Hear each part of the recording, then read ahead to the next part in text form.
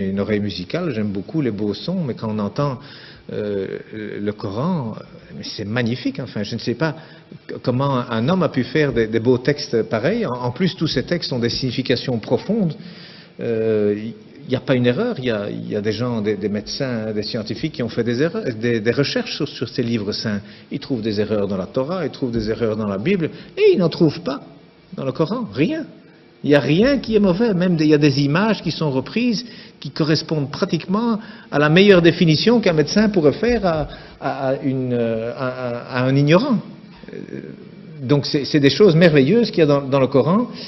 Et en plus, moi j'ai découvert récemment la formule de la beauté, comme on dit, c'est-à-dire qu'aujourd'hui la beauté c'est quelque chose qu'on calcule mathématiquement, hein, donc il y a des formules pour savoir jusqu'où il faut mettre du rouge à lèvres, jusqu'où est-ce qu'il faut épiler les sourcils. Il y a un coin à respecter qui va du coin de la bouche, le long du nez, jusqu'au coin de l'œil et le début du sourcil. Donc ce qu'il y a là, il faut l'enlever, et puis il faut aller du coin de la bouche à l'autre coin de l'œil, jusqu'à l'autre fin de sourcil. Cet angle, il doit être exactement l'angle qui correspond à un rectangle où il y a cette proportion, la beauté mesurée, comme on appelle, que d'ailleurs Fibonacci a découvert lorsque les chiffres romains ont été éliminés et remplacés par les chiffres arabes. Alors, ils viennent d'Inde en réalité, hein, avec le sifr, le zéro, hein, en arabe ça s'appelle le sifr, donc c'est devenu les chiffres plutôt que les nombres.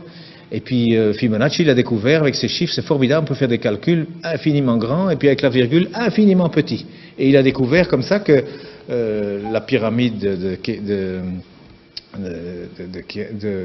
Khéops, le Parthénon, enfin tous ces beaux bâtiments, même en Italie, il a découvert qu'il y a toujours la bonne proportion. Même les peintures, il a découvert que toujours c'est au même endroit que doivent se trouver le centre du tableau. C'est pas au centre, hein, non, c'est quelque part 1 sur 1,618.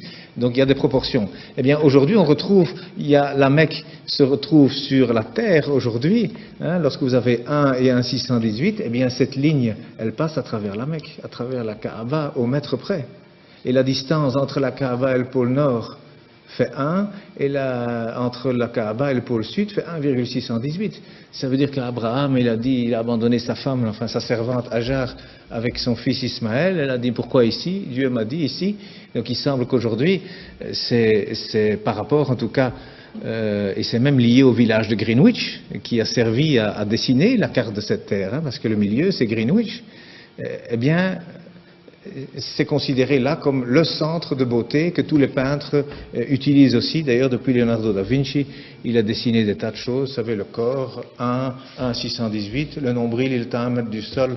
La taille idéale, c'est 1,618 m. Donc, il y a plein de choses. Les dents même, la dent du milieu, elle fait 1,618. À côté, elle fait 1. La bouche, elle fait 1,618. Le nez, il doit faire 1. Et il y a des chirurgiens esthétiques aujourd'hui qui utilisent ces mathématiques pour corriger les visages. Eh bien, il y a un verset qui contient la Mecque dans le Coran. Hein, eh bien, le verset, il fait 47 lettres, divisé par 1,618, ça fait 29. Pile poil le début du mot Mecca. Enfin, c'est un bas de Becca, mais c'est pile poil à cet endroit-là. Donc, je veux dire, quand on découvre des choses comme ça, et il y en a encore hein, dans le Coran, il y a des vérités comme ça mathématiques, on se dit, c'est quoi ça? C'est pas un homme, il n'avait pas d'ordinateur, hein, le prophète, il n'en avait pas, c'est sûr, c'est certain, ça c'est vraiment une vérité, on n'a jamais rien retrouvé d'informatique à l'époque, c'est sûr. Et ça a déjà été testé, à mon avis, 1 million de fois, ça fait partie de la science exacte. Mais cet homme, d'où est-ce qu'il a cherché ce texte? Il y a plein de choses comme ça. Alors le premier message d'ailleurs, il faisait 19 mots. Le premier message de 19 mots, Bismillahirrahmanirrahim, fait 19 lettres. Il y a 6 fois 19 sourates, il y a 142 fois 19 le mot Dieu dans le Coran, il y a 3 fois 19 fois le miséricordieux dans le Coran. Ce chiffre 19 dans le Coran, c'est aussi quelque chose d'incroyable. Mais donc le premier message, c'était, voilà, informez-vous. Au lieu d'interpréter, d'abord le savoir. D'abord savoir de quoi on parle. Et le dernier message du prophète, dont on dit qu'il est mauvais pour les femmes, eh bien, il a dit, soignez vos femmes, et pour la prière, ne l'abandonnez pas. Alors, moi je dis, une religion où le premier message et le dernier message sont ainsi, je ne vois pas très bien ce qu'on doit craindre. Donc,